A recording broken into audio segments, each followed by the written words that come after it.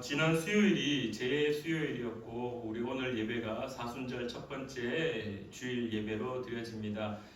시간이 참 빠른 것 같습니다. 벌써 3월이 시작되었고 사순절의 기간이고 이 사순절의 기간을 보내고 나면은 이제 부활절입니다. 부활절이 온다는 것은 이제 화창한 봄 날씨가 가득해진다라는 거, 이제 또 더운 여름이 우리를 또 기다리고 있다라고 생각되어집니다. 제 목소리가 조금 이상하죠? 그렇지 않습니까? 좋습니까? 제가 지금 이제 환절기에 또 저에게 또 아픔이 다가왔습니다. 어제 저녁에도 잠을 못 잘 정도로 코가 막히고 막 그래서 약을 먹고 코에 또 약을 좀 뿌렸더니 바로 목소리가 또 잠겨 버려서 조금 듣기에 불편하시더라도 이해해 주시고 함께 말씀을 좀 나누었으면 합니다. 우리 사순절 기간 가운데 오늘 읽었던 본문 말씀 누가복음 4장 1절부터 13절의 말씀을 가지고 계속해서 함께 말씀을 고민하고 나누고자 하는데 오늘 그 첫 번째 시간입니다. 여러분들에게 함께 문제를 몇 가지 제기를 좀 해보고자 합니다. 오늘 성경 말씀에 예수께서 성령의 충만함을 입어 요단강에서 돌아오사 광야에서 40일 동안 성령에게 이끌렸다라고 성경은 기록하고 있습니다. 왜 하필이면 광야였을까라는 의문, 혹시 이런 생각해 보신 적 있으신가요? 예수님이 시험을 받았는데 그 시험 받았던 장소가 오늘 성경은 이제 마태복음, 마가복음, 누가복음 등등 예수님이 시험을 받았던 장소를 광야라고 그렇게 이야기합니다. 광야에서 40일을 보내고 난 이후에 광야의 그 시간을 마지막으로 다 보내고 이후에 마귀가 나타나서 산에도 올라가기도 하고 예루살렘 성전에 가기도 하고 어쨌든 예수님이 시험을 받기 위한 그 1년의 40일의 과정이 광야였다라고 성경은 말하고 있습니다. 왜 하필이면 광야였을까라는 것입니다. 우리는 이미 성경을 참 많이 읽고 있고 그리고 성경을 많이 접했고 이미 이 본문에 대해서 신앙생활을 해온 분들이라면은 아무 문제 없이 아무런 어떤 거리낌이라든지 의문점 없이 그냥 당연히 예수님이 40일 동안 광야에 계셨었고 그 광야에서의 40일이 끝난 이후에 마귀로부터 시험을 받았다라는 것이 그냥 각인되어져 있고 이미지화 되어 있습니다. 그런 신앙적 베이스를 놓고 또 여러분에게 질문해 보고자 합니다. 왜 하필이면 광야였을까? 들판도 많고 푸른 초장도 많고 사람들이 살아가고 있는 현장들도 많고 어떠한 특정 지역의 지명의 이름을 말할 수도 있고 갈릴리 바다 근처에서 계속해서 40일 동안 생활하실 수도 있고 많은 이제 지역들이 있는데 지중해 가까이 있는 하이파라는 곳에 가서 아주 휴양할 수 있는 좋은 이스라엘의 휴양지로서 손꼽히는 하이파라는 지역, 그곳에 40일 동안 성령에 이끌려서 가실 수도 있고 많은 곳에 성령에 이끌려서 요단강 근처로 요단강 강변으로 늘 40일 동안 그렇게 걸어 다니실 수도 있었고 많은 곳이 있음에도 불구하고 왜 하필이면은 광야였을까라는 것. 1차적으로 오늘 본문 말씀을 읽었던 누가의 공동체, 이 누가가 기록했던 편지, 이 누가 복음서를 읽었던 그 독자, 1차 독자 입장에서 왜 하필이면 예수님이 광야에 그렇게 40일 동안 굶주렸을까? 아무것도 먹지 않았을까? 나중에 또 기회가 되면 여기에서도 한번 고민해 볼 법한 문제인데요. 왜 하필이면 예수님이 성령에 이끌려서 아무것도 먹지 않았을까? 아무것도 먹지 않았을까? 여러분들 고민해 보신 적 없으신가요? 그냥 교회 신앙생활 하니까 기도 중에 금식 기도라는 거 있고 저희 아버지가 40일 금식 기도를 하셨거든요. 어디 기도원인데 제 서울에 어디 포천에 있는 기도원 제가 갑자기 기억이 안 나는데 기도원 이름은 기억이 안 나는데 40일 금식 기도를 하셨는데 진짜 이 뿔이 요렇게 되셨더라고요. 그리고 이 뼈에 그러니까 살 만져지는 근육이 하나도 없고 그냥 뼈 위에 가죽만 이렇게 탁 붙여져 있는 상태. 그런 상태로 40일을 금식 기도를 하셨다 하시더라고요. 제가 중학교 때 일입니다. 그래서 일화로 아버지가 이렇게 금식기도 하실 때 그 기도원에서 식당에 기도원에 오는 이제 기도하시러 분들에게 식사를 이렇게 제공을 하잖아요. 그래서 그 냄새가 제일 힘들었던 게 그 냄새를 아침에 맡는 게 제일 힘든 부분 중에 한 가지였다.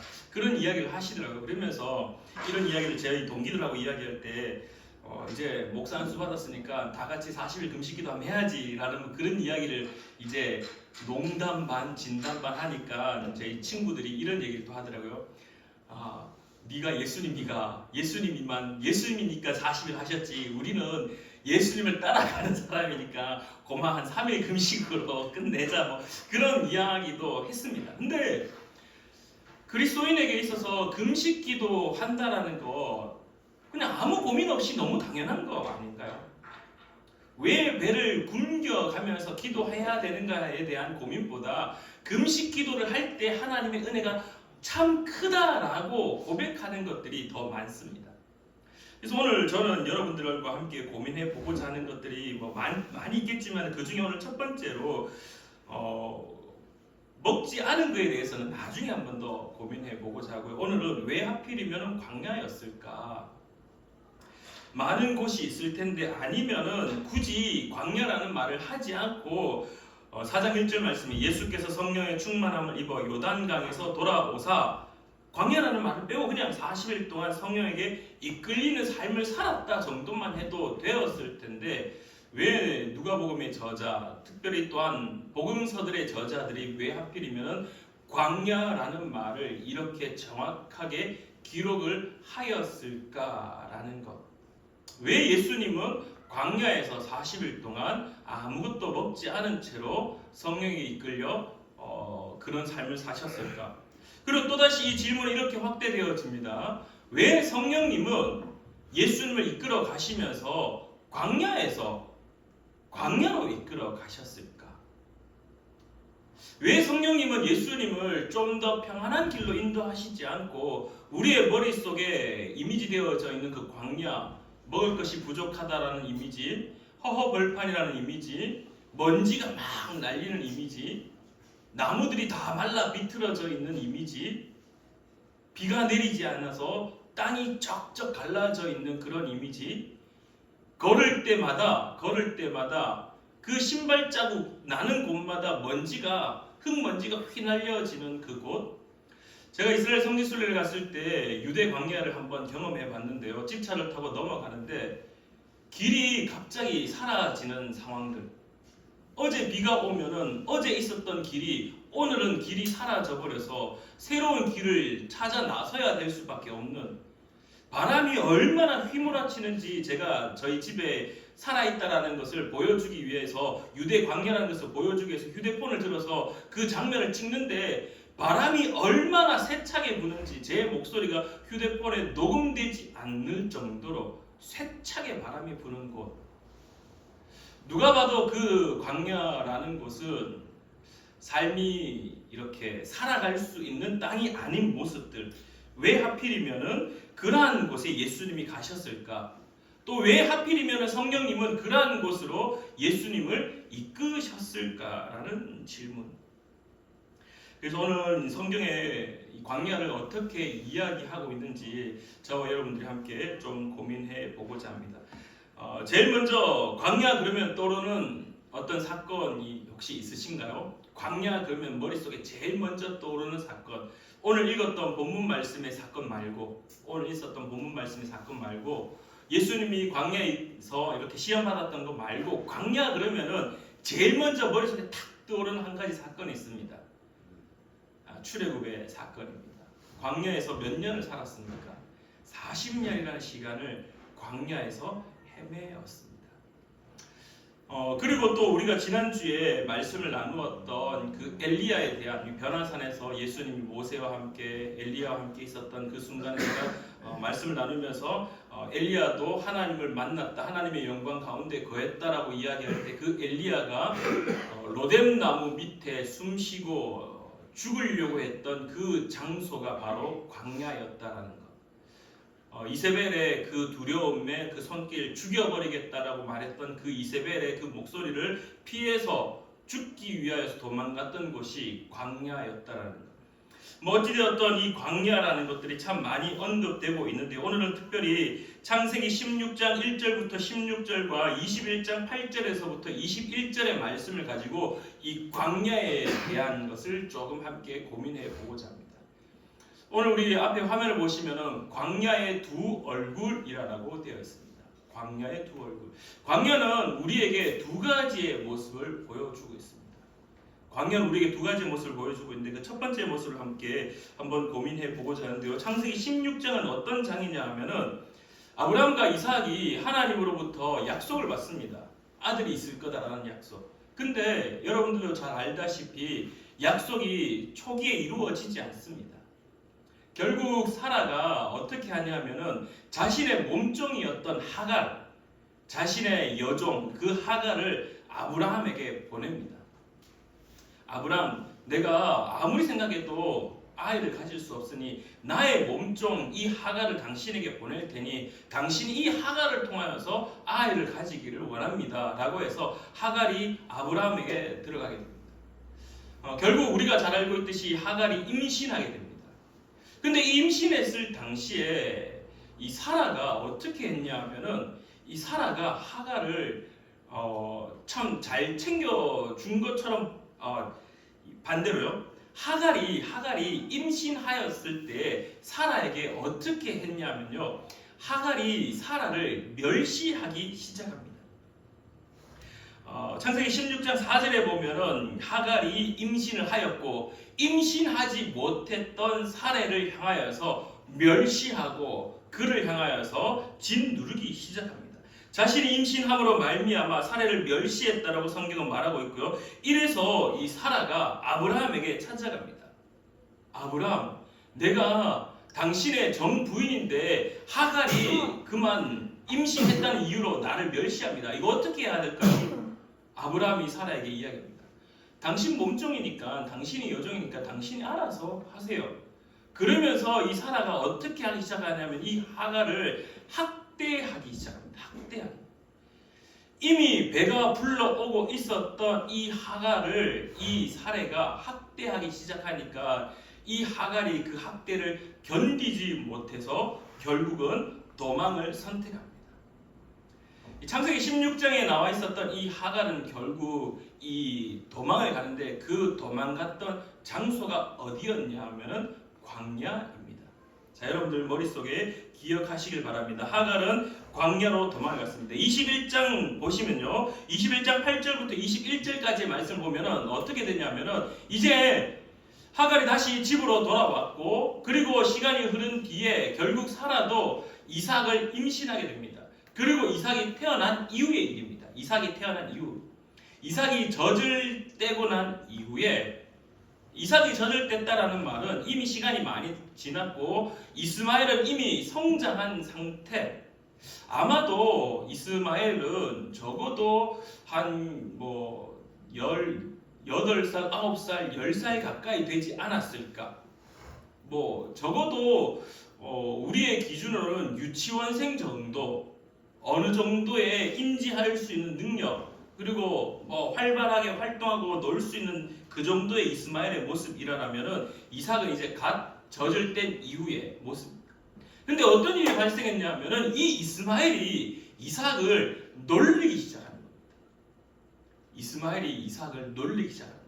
어리다는 이유만으로. 결국 이 장면을 누가 또 목격하냐면 하필이면은 우리 드라마 보면 잘 그렇잖아요. 하필이면 그런 장면을 그 이삭의 어머니였던 사라가 목격하게 됩니다. 그리고 나서 이 모습을 또 아브라함에게 이릅니다. 아브라함, 이스마엘이 당신의 아들 이삭을 놀려 어떻게 하면 좋을까? 결국 이번에는 하갈이 도망간 것이 아니라 사라가 하갈을 쫓아내어 버립니다. 근데 여기서 쫓아낼 때 어떻게 하냐면은 떡 한 줄, 떡 조금 하고 그 다음에 물 한 가죽 부대만을 가진 채 쫓아내어 버립니다. 그래서 그 쫓겨난 땅이 어디였냐 하면은 부엘세바 광야인데요. 우리 앞서 언급드렸듯이 엘리야가 호렙산으로 가기 직전에 거쳐갔던 그 광야가 브엘세바 광야거든요. 어쨌든 이렇게 이 하갈이 처음에는 학대를 못 이겨서 도망간 곳이 광야였습니다. 근데 다시 돌아왔지만은 결국 다시 이제는 자기 의지와는 상관없이 쫓겨난 곳이 또 어디였냐 하면은 광야였다라는 겁니다. 여러분들 머릿속으로 한번 생각해 보십시오. 임신한 몸으로 광야로 도망갔다라는 것. 이제 우리 보이는 이제 다민이보다는 좀 어리게 보였을 겁니다. 아마 이스마엘이 아마 은준이 정도의 나이. 이제 막 유치원 정도 다니는 어린이집을 겨우 벗어난 유치원을 다닐 만한 그 이스마엘 그 아들을 데리고 떡 조금 그리고 한 가죽 부대에 물 한 통 그것만을 받은 채 이제 쫓겨났습니다. 그리고 하갈은 어떻게 하냐면은 21장 8절 이후의 말씀을 보면은 이제 그 한 가죽 부대에 물마저 끝이 나버려서 물도 다 떨어져서 이제는 죽어야 되는 자기 아들의 죽음을 보기 전에 이건 아니다 싶어서 너무 죽기 싫다라고 그렇게 막 하소연하는, 차라리 아들이 죽기 전에 내가 죽기를 원하는 그러한 모습으로 막 하소연하던 그러한 모습. 결국 하갈에게 광야는요 도망간 곳이었고 쫓겨난 곳이었고, 이것을 조금 더 우리가 확대 해석해 본다면 광야는 두려운 곳이었습니다. 삶의 미래가 불확실한 장소였습니다. 불안한 장소였습니다. 미래가 없는 장소였습니다. 우리가 잘 알고 있듯이 광야라는 곳은, 여러분들이 그리스도인들이 참 많이 이런 말을 하죠. 야, 너의 삶이 참 광야의 삶이구나. 이 말은 어떤 의미가 가지고 있습니까? 너 참 힘들구나. 너 참 힘들게 살아가고 있구나. 너의 삶이 참 많이 어렵겠구나. 힘들고 고통 중에 있고 고난 중에 있는 삶을 향해서 우리는 광야의 삶이다라고 참 많이 이야기합니다. 오늘 본문에 등장하는 창세기 16장 1절부터 16절과 21장 8절에서부터 21절의 이 하갈의 인생에도 광야는요 도망갈 수밖에 없었던 장소. 왜? 학대받았기 때문에. 그 학대보다는 차라리 도망가는 광야가 더 나을 것 같다는 생각을 가진 채 도망간 장소. 돌아왔지만은 결국 그곳에 삶을 살 수 없어서 쫓겨날 수밖에 없는. 근데 잘 한번 생각해 보십시오. 임신한 하갈의 모습 16장에서 21장에는 이제 유치원 다니는 그 아들을 데리고 어떤 재산을 부여받았다거나 어떤 새로운 땅에 가서 삶을 살 수 있는 어떤 재능, 어떤 이 재산을 부여받은 것이 아니라 그냥 목숨 겨우 부지할 수 있는 떡 조금과 물 한 가죽 부대. 심지어 이제 그것마저 끝이 나 있는 하갈의 상황. 그의 눈에는 광야는요 비참한 곳이었습니다. 그냥 목숨을 끝낼 수밖에 없는 그러한 장소였다는 겁니다. 광야는 불안하고 미래가 불투명한 불확실한 장소였고 죽음을 눈앞에 둔 상황이다라고 오늘 성경은 우리에게 보여주고 있습니다. 예수님 이런 광야에 내몰리셨습니다. 이런 광야에 서 계셨고 이런 광야에 성령님에 이끌려 가셨습니다. 근데 여러분들 광야는 두 얼굴을 가지고 있습니다. 그 두 번째 얼굴을, 첫 번째 얼굴이 도망간 곳이고 쫓겨난 곳이고 두려움이 있고 불확실성이 있고 죽음을 코앞에 둔 장소였다면 이제 그 광야의 두 번째 얼굴을 함께 나누어 보고자 합니다. 광야의 두 번째 얼굴은 하갈이 광야에서 하나님을 만나게 됩니다. 창세기 16장 13절에 보면 우리가 잘 알고 있듯이 이렇게 고백합니다. 엘로이. 창세기 16장 우리 7절 말씀 한번 찾아보실까요? 창세기 16장 7절 말씀을 우리 찾아보도록 하겠습니다. 16장 7절 말씀에 이렇게 이야기합니다. 6절까지 보면 이제 열심히 도망을 쳐왔습니다. 7절 말씀 이렇게 고백합니다. 여호와의 사자가 광야의 샘물 곁 곧 술길 샘 곁에서 그를 만났다라고 성경은 말하고 있습니다. 이후에 이 하갈이 하나님의 사자와 여호와의 사자와 계속해서 대화하다가 우리가 창세기 16장 13절의 말씀처럼 감찰하시는 하나님 엘로이라고 하갈이 고백하는데요. 여러분들 한번 생각해 보십시오. 오늘 이 본문에서 우리가 발견할 수 있는 특징적인 것이 한 가지 있는데요. 무엇이냐 하면은 하갈이 도망왔습니다.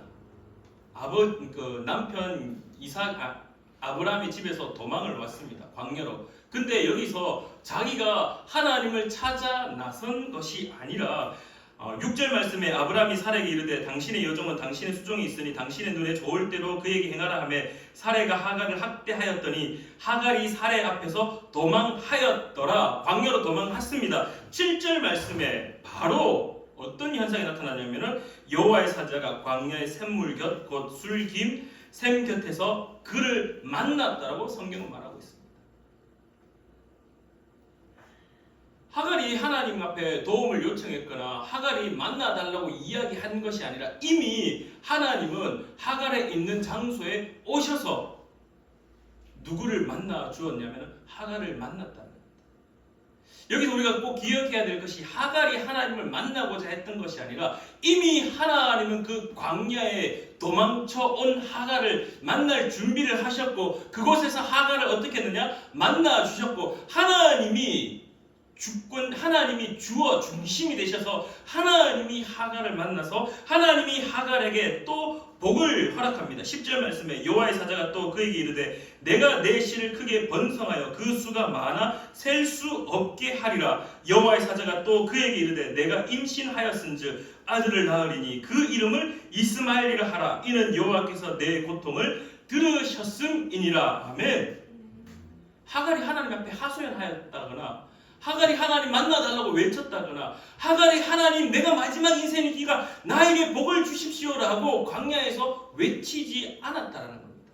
이미 하나님은 광야에 계셨고 이미 하나님은 광야에서 하갈을 만날 준비를 하셨고 이미 하나님은 광야에서 하갈에게 복을 허락하셨고 약속하셨고 심지어 그 임신한 아들의 이름까지 준비하셔서 허락하고 있다라는 겁니다. 그래서 13절에 우리가 읽었던 말씀 하갈이 자기에게 이르신 여호와의 이름을 나를 살피시는 하나님이라 하였으니 이는 내가 어떻게 여기서 나를 살피시는 하나님을 배웠는고 함이라. 그러니까 자기는 도망왔을 뿐인데 인생의 끝이라고 생각하고 그 장소에 왔는데 하나님은 이미 그 장소에 계셔서 자기를 만나 주셨고 자기의 고통을 이미 다 알고 계셨고 자기에게 오히려 그 고통을 바꾸어서 새로운 희망을 선언하고 계시다라는 겁니다. 창세기 21장에도 마찬가지 등장하고 있습니다. 하갈이 이스마엘과 함께 내쫓겼습니다. 그리고 난 이후에 16절에 이렇게 이야기합니다. 이르되 아이가 죽는 것을 참아 보지 못하겠다 하고 화살 한 바탕 거리 떨어져 마주 앉아 바라보며 소리 내어 우니. 어떤 상황입니까? 하갈이 이스마엘 손을 붙잡고 광야로 이제 쫓겨났는데 가죽 부대에 물도 끝이 났습니다. 이제 더 이상 아들이 먹을 수 있는 물조차 없습니다. 그래서 하갈이 고백하기를 아이가 죽는 것을 참아 보지 못하겠다 하여 화살 한바탕 거리 떨어져 아들은 이스마엘은 여기 있고 이 아들이 죽는 것을 보지 못하겠다. 내가 참아 보지 못하여서 한바탕 거리 화살 날려서 떨어질 수 있는 거리만큼 멀리 떨어져서 저곳에 있는 이스마엘을 지켜보며 이 먼 곳에 와서 저 아들이 목이 말라 이제 죽으려고 하는 그 장면을 목격하는 것이 너무나 가슴이 아파 떨어진 상태로 그냥 무엇했느냐? 하염없이 울었다. 왜? 내 인생에 왜 이렇게 힘든가? 내 인생 너무나 비참하구나. 여러분들 잘 한번 생각해 보십시오. 하갈이 인생이 우리가 그 옛날에 송대관 노래처럼 쨍하고 해뜰날 왔었습니다. 왜? 사레가 임신하지 못했어요. 근데 하갈이 어떻게 합니까? 임신해서 아들을 가졌단 말이에요. 딸이 아니라 아들이었단 말이에요. 그 아들은 어떻게 하는 사람입니까? 사레가 만에 하나 아들을 가지지 못하면은 그 아브라함의 모든 부를 다 물려받는 장자가 되는 그 아브라함의 부를 다 물려받을 수 있는 유일한 사람이 누구였느냐? 이스마엘이었습니다. 하갈의 입장에서는 이제 드디어 해가 떴구나. 이제 내가 몸종이었지만 내 아들을 통해서 좀 편히 살 수 있는 계절이 오겠구나 라고 상상했지만 임신한 채로 쫓겨났고, 심지어 돌아갔지만 다시 아들을 태어나서 그 아들로 인하여 이제는 다시 쫓겨나서 쪽박찬 상황. 대박인 줄 알았는데 쪽박된 인생. 이제 고생 끝 행복 시작인 줄 알았는데 아니, 다시 고생의 길이, 아니 이제 고생의 길도 아니라 이제는 죽을 수밖에 없는 상황. 모든 것이 다 끝난 상황. 그래서 아들이 죽는 걸 보기가 너무나 가슴이 아파 저 멀리 두고 자기는 떨어져서 그냥 하염없이 울고 있는 상황. 우리의 이미지 속에 아마 이러한 모습들이 광야일 겁니다. 근데 중요한 사실은요, 17절에 이렇게 성경은 말합니다. 하나님이 그 어린 아이의 소리를 들으셨으므로 하나님의 사자가 하늘에서부터 하갈을 불러 이르시되 하갈아 무슨 일이냐, 두려워하지 말라. 하나님이 저기 있는 아이의 소리를 들으셨나니 일어나 아이를 일으켜 내 손으로 붙들라. 그가 큰 민족을 이루게 하리라 하시니라. 하나님이 하갈의 눈을 밝히셨으므로 샘물을 보고 가서 가죽 부대에 물을 채워다가 그 아이에게 마시게 하였더라. 하나님이 그 아이와 함께 계심에 그가 장성하여 광야에서 거주하며 활 쏘는 자가 되었더니 그가 바란 광야에 거주할 때 그의 어머니가 그를 위하여 애굽 땅에서 아내를 얻어 주었더라. 아멘. 광야는 새로운 희망을 경험하는 곳이었습니다. 하갈의 인생에서 첫 번째 경험했던 광야는요, 죽음의 땅이었습니다. 대박인 줄 알았는데 이제 주인의 아들을 임신했기 때문에 이제 몸종으로서 종으로서의 삶이 끝이 나고 어느 정도 신분이 상승하는 삶, 어느 정도 이제 빛을 볼 수 있는 삶, 이제 아들만 태어나서 이 아들이 장성하여 아브라함의 재산을 물려받으면 어찌되었던 그들의 인생이 활짝 펼쳐질 수 있는 듯 보였으나, 그러나 광야로 내쫓겨났고 도망갈 수밖에 없었고 광야에서는 이제 더 이상 뭔가 할 수 없어 죽을 수밖에 없는 상황. 근데 우리가 성경을 바라보듯이 광야의 두 번째 얼굴은 바로 하나님을 만나는 곳이었다는 겁니다. 엘로이, 하나님이 계속해서 지켜보고 계셨다는 겁니다. 그리고 그 광야에서 하갈에게 말씀하셨습니다. 그 광야에서 하나님은 약속하셨습니다. 그 광야에서 눈을 밝혀서 샘을 보게 해서 가죽 부대에 다시 물을 채우게 하시고 그 가죽 부대에 채워진 물로 그 자신의 아들 이스마엘 죽어가기 일보 직전에 그 아들에게, 울고 있는 그 아들의 목에 다시 물을 축여줄 수 있는 모습. 여러분들의 머릿속에 광야는 어떠한 이미지입니까? 광야는 사람들이 말합니다. 너 인생에 참 지금 광야의 땅이구나, 힘들겠구나, 어렵겠구나, 불쌍하다라는 그런 느낌으로 우리에게 주어집니다. 그러나 광야는 두 가지 얼굴을 가집니다. 힘든 그것을 뛰어넘어 하나님을 만나는 장소이며 하나님께서 허락하시는 그 약속의 메시지로 인하여 새로운 희망을 경험하는 곳입니다. 그래서 광야는 저는 이렇게 정의를 내리고 싶습니다. 첫 번째는요, 광야는 나의 연약함을 직면하는 곳입니다. 내가 아무것도 할 수 없다는 사실을 정확하게 바라볼 수 있는 곳이 어디냐? 광야입니다. 하갈은요, 광야로 도망가서 아무것도 할 수 없었습니다. 하갈은요, 광야에 쫓겨나서 자신의 인생의 끝지점에 서 있었기 때문에 아무것도 없구나. 내가 할 수 있는 것이 아무것도 없구나. 내가 할 수 있는 것이 아무것도 없구나. 더 이상 몸부림쳐봤자 결국은 물이 없어 목이 말라 죽을 수밖에 없구나. 나의 연약함을 가장 완벽히 알 수 있는 곳이 어디냐? 바로 광야라는 것입니다. 사랑하는 여러분들, 광야는요, 여러분들의 연약함을 만나는 장소입니다. 근데 광야에 두 얼굴이 있다고 했죠. 두 번째 광야는요, 하나님을 만나는 곳이기 때문에 새로운 희망을 우리에게 제시합니다.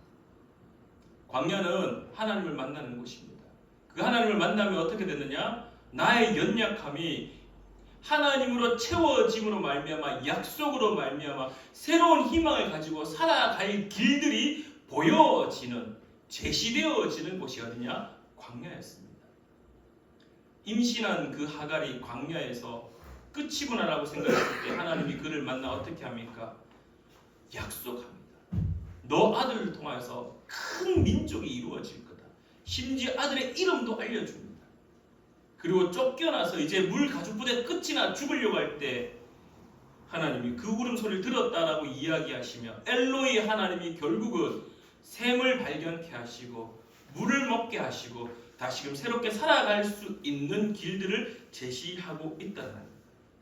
사랑하는 우리 푸른나무교회 성도님들, 마지막으로 광야는 우리에게 용기를 요구합니다.